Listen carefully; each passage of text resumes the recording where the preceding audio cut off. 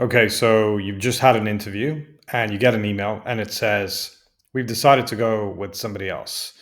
Unfortunately, they just had more experience." And then you think, okay, they may have had more experience. But the reality of the situation is 99% of the time when a company says, "We went with another candidate because they had more experience or they were just a better fit," quote unquote, they're lying. People that have a lot of experience don't get jobs. People that have no experience don't get jobs. Companies don't look for just experience. There are other things to consider. So if you're in an interview and you are just focusing on the experience you have or lack of, that's why you're getting that rejection. So how do we fix it? What do we say? We have to look at interviews in a completely different format.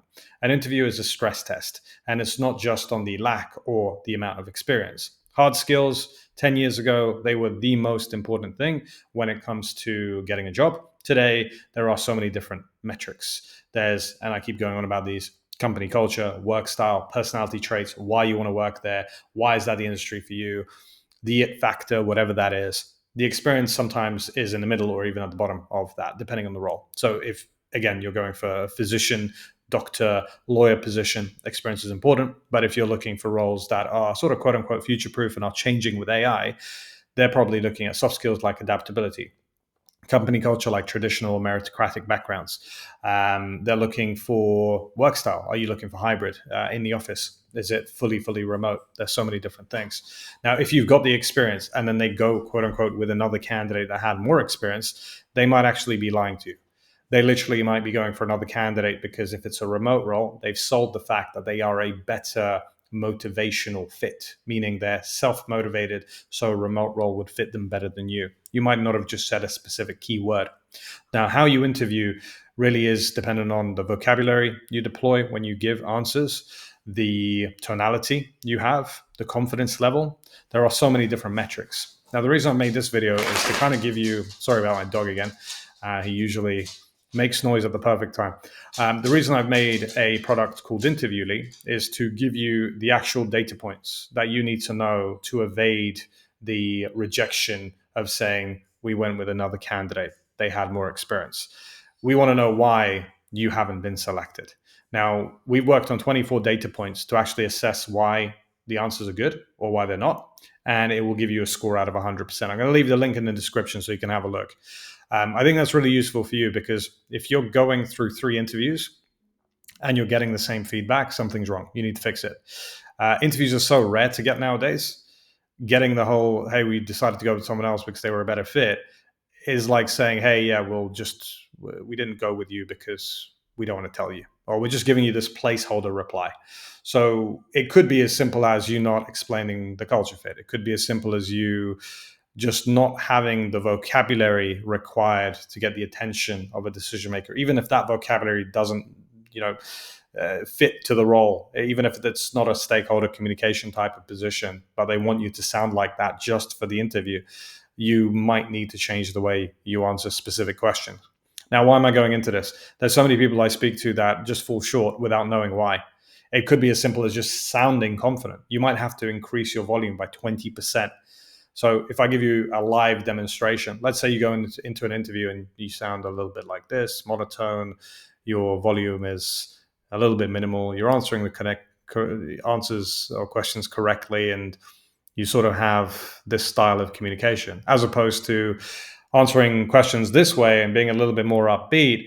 There's a big difference with how you can actually assess if you're the right fit in terms of how you answer the questions. So there's a big shift just by doing a very small thing. Now, that's not even to put into question if you're answering the questions correctly. You might be answering the questions correctly in a monotone type of way with a volume really low, or you might be answering the connections or questions in the incorrect way.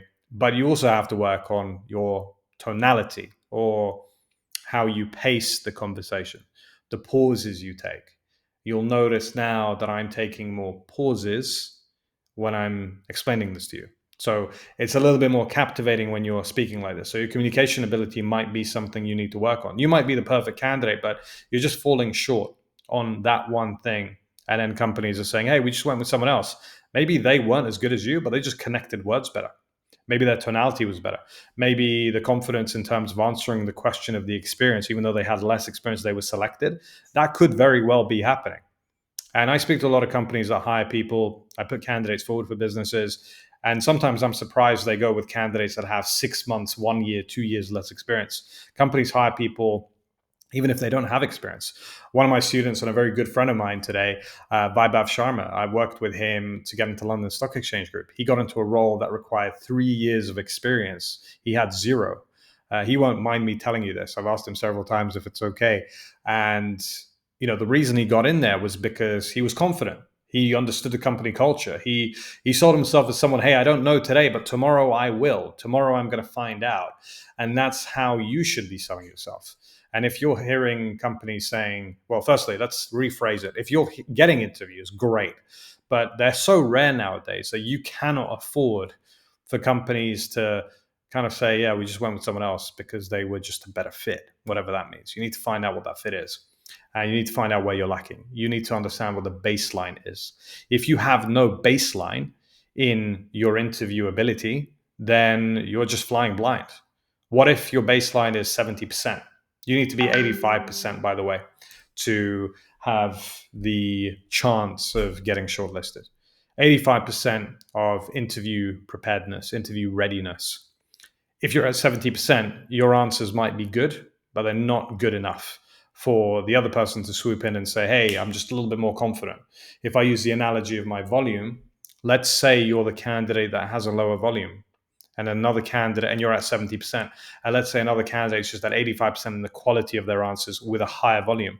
They'll get the job. You'll get the feedback saying, hey, we just went with someone else. They were just better. But companies are so careful not to be sued nowadays that they won't tell you the real reason. I think if companies were really honest, they would just be honest with you to say, hey, you just didn't sound good. Your answer was just, we didn't believe you. You didn't appear confident. We just don't think you want to do the job. The company culture fit you kind of talked about matched another company, our competitor better than us. And we just don't want to hire you because we'll train you and then you'll go to our competitor after 3 months. The companies think this way, but they'll just say the politically correct of, hey, we just went with someone else. They were a better fit. They had a little bit more experience. Maybe they didn't. Maybe it's just you. You didn't present yourself in the right way. You don't know what your baseline is. Your baseline is maybe 75. Maybe you think you're a 95% out of 100. And you're letting yourself down by thinking you're better than you are, but you're not working on the confidence to make you better. Maybe you need to figure out, okay, well, what's the reason that I'm getting these rejections?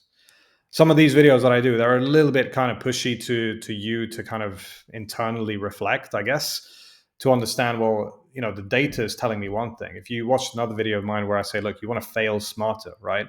Failing smarter means reading the writing on the wall, which is, hey, I've got 4 companies telling me they went with another candidate. Firstly, great, you're getting interviews, by the way. A lot of people aren't. How do you then switch to understand, well, I want to get 2 offers out of 4 interviews. I then need to know what my baseline is. And a little bit of a help for you to do that, I've left the link in the description for a software called Interviewly that my team and I have built. It will assess the baseline. It will go through 24 data points of how good you sound. I didn't want to do like a really slick trailer to the program. I want to kind of slowly introduce it a little bit to my current audience. I will be making a very slick trailer for it, which is a product we're selling, but I also want to see why you think you might be getting generic feedback. I want to kind of get you to start thinking about it. Even if you don't purchase any product from my company, completely fine. If I get you to think a little bit differently and you start utilizing data in the right way, where you have 5 interviews next week, 4 of them fail, 1 of them's kind of a little bit rocky, you want to understand what's going on. How do you get 3 offers? Getting 3 offers on the table isn't going to be this miracle thing. It should be the baseline. You have spent money and time at your university, your college. You probably have big dreams, right? You want to have 3 offers on the table. So when you know that you select one, you've selected the best one by comparison. If that's not happening, you need to assess your options. And if you need some help with that, link in the description, reach out to me. I'm more than happy to give you some advice. No problem at all. If you want to work with me to make this reality happen, it could be just 3 small tweaks. It could be just your interview ability. It could be the way you answer questions. It could be your mindset. It could be Which companies are we targeting? Maybe we're targeting the wrong companies. Maybe we need to change that. So link in the description. As always, like and subscribe if you like the video. If you don't like the video, don't. But if you do, liking and subscribing build so much more confidence in me to do these videos for you. And I hope they're helpful. And I hope to see you on the next one.